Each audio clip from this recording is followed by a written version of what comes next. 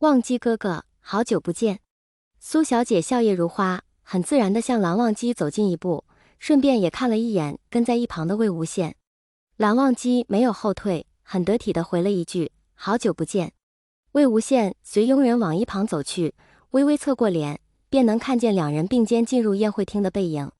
魏无羡有些在意，但又觉得自己小题大做。他也不是没想过有一天蓝副总会结婚，说不定会是家族联姻，娶一位门当户对、温柔美丽的千金小姐。但魏无羡跟蓝忘机久了，看惯了他不食人间烟火的样子，不知不觉间产生了蓝忘机并不会结婚的错觉。真是想多了，即使蓝家要联姻，能关我什么事？魏无羡叹了一口气，埋头认真吃饭。吃到一半，收到蓝忘机短信：“魏婴，今晚有事，你可以先回家。”魏无羡一愣，顿时胃口也没了。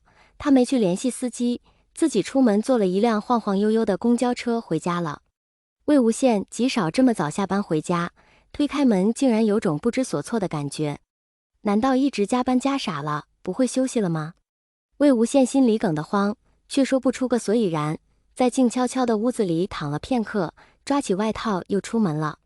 在街上胡乱逛了一圈，魏无羡总觉得孤身一人的自己与四周热闹的氛围格格不入，心想着不如去看电影。正好附近有一家姑苏旗下的电影院，魏无羡打开 App 随便买了一张票。魏无羡取了票，站在检票口排队验票。才不到8点，来看电影的人很多，虽然大多都是情侣，但魏无羡觉得只要灯一关，单身一人也不会太显眼。影厅在右侧走廊尽头，魏无羡缓缓迈着步子，越走越觉得心里难受的紧，又不明白这种感觉来自何处，为何要难受。不能因为做了别人的生活秘书就入戏太深，魏无羡在心里警告自己，或许电影开场了，自己就能不瞎想了。魏无羡这样想着，一抬眼却看了不可思议的一幕。蓝忘机和苏小姐正在自己要进入的影厅门口，苏小姐虽然背对着魏无羡，但从她的肢体动作和偶尔露出的侧脸来看，她似乎相当开心。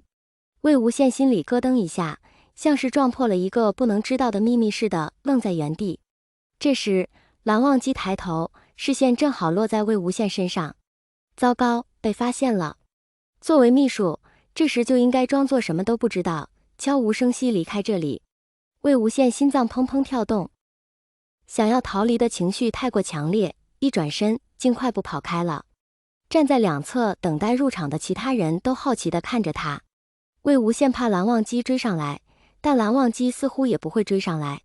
魏无羡转过走廊，看到另一个影厅也刚开场，便一头冲了进去。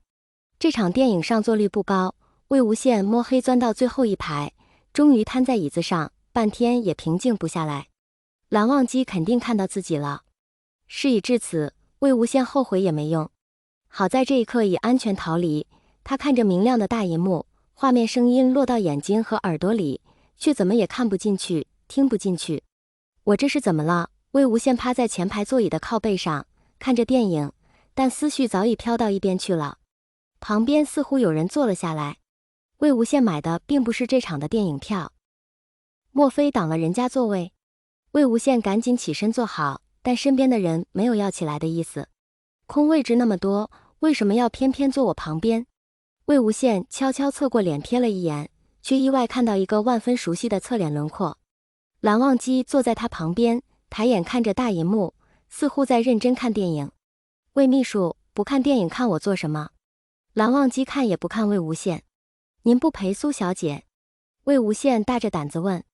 我为何要陪她？蓝忘机反问，依然没看魏无羡。您明明都跟她来电影院了。魏无羡说，我觉得魏秘书挑的这部更好看。魏无羡觉得蓝副总的行为很古怪，把女生在一个人晾在一边，合适吗？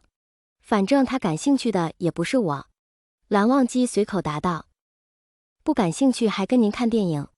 魏无羡不着痕迹地哼了一声，他想和我打听一些事情罢了。蓝忘机无奈道。哦。魏无羡惊讶道，能有什么事情会兴师动众向蓝副总打听？魏秘书。蓝忘机见魏无羡拐弯抹角，问了半天，是没法专心看电影了，于是转过头直截了当地说，苏小姐感兴趣的是你。蓝副总，您别开这种玩笑。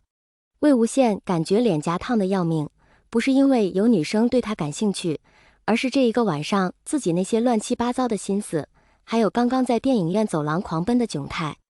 我说了不少魏秘书的好话。蓝忘机看着魏无羡窘迫的模样，似乎来了兴趣。都说了不要开玩笑，魏无羡压低声音，有些急切地拉住蓝忘机的袖口。今晚是我失态，蓝副总您别拿这种事逗我了。是真的。蓝忘机嘴角带着一丝笑意，我们家魏秘书似乎很讨女孩子喜欢。你还说？